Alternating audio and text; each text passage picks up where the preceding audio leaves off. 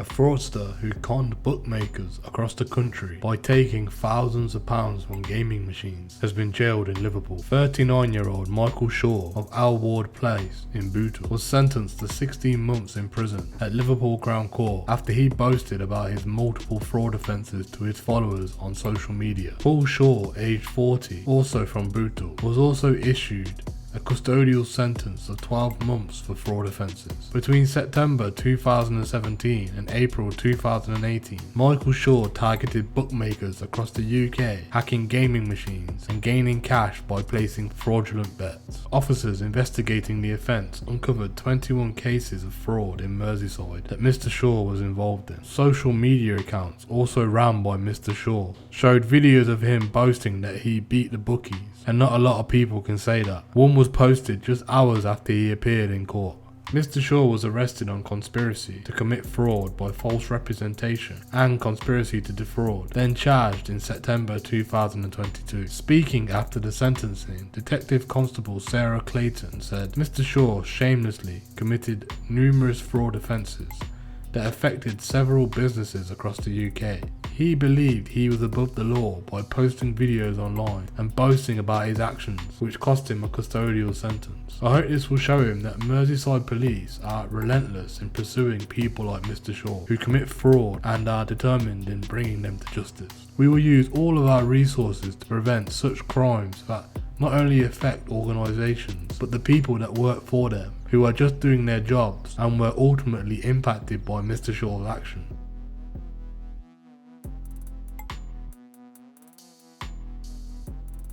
A woman who stole almost £1 million from a company she worked at has been jailed for 5.5 years. Amanda Rees of Ollitt Mount, St Helens, joined a manufacturing firm based in Runcorn's Asmore Industrial Estate in 2010.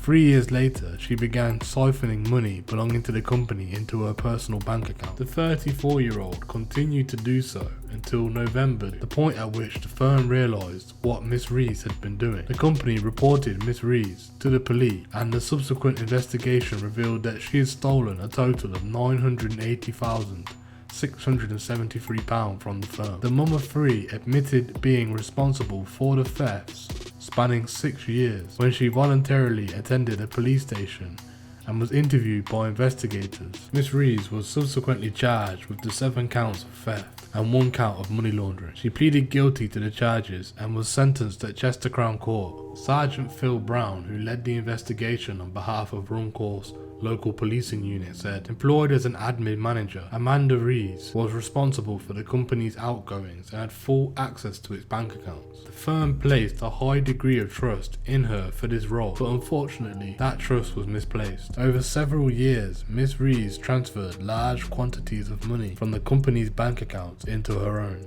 The stolen money, which totaled to nearly £1 million, funded a lavish lifestyle for Miss Rees and her family. Once her offending came to the light, Miss Rees admitted being responsible for the thefts, money laundering, at the first opportunity to do so. When questioned by officers, she claimed that she was suffering from depression and had stolen the money as a way of self-medicating with buying luxury items for herself and her family, making Miss Rees feel better. She admitted paying for her wedding, cars and home improvements and holidays with money that she stole, as well as luxury items such as hot tubs. Miss Rees also admitted volunteering to work from home when on maternity leave, so that no one else would have to deal with the company's finances and her offending would not be uncovered.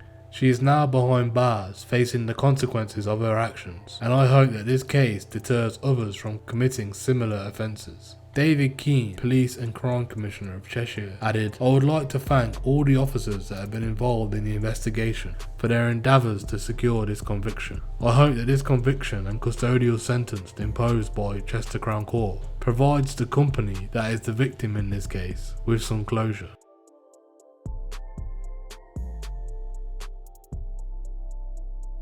A South London teenager who arranged for 50 kilos of drug-cutting agents to be imported into the UK has been jailed. Cornai Scott, who was 18, of Evelyn Street, Deptford, was sentenced to 5 years and 4 months at Croydon Crown Court after he pleaded guilty to 2 counts of assisting in a commission of the supply of Class A drugs. He also admitted in possession of Class A and Class B drugs, possession of a bladed article, and offences under the Proceeds of Crime Act. Scotland Yard said Mr. Scott arranged for 50 kilos of the cutting agents, benzocaine and phenacetin, to be imported into the UK, which could have contributed to producing drugs on the street with a value of £1.6 million.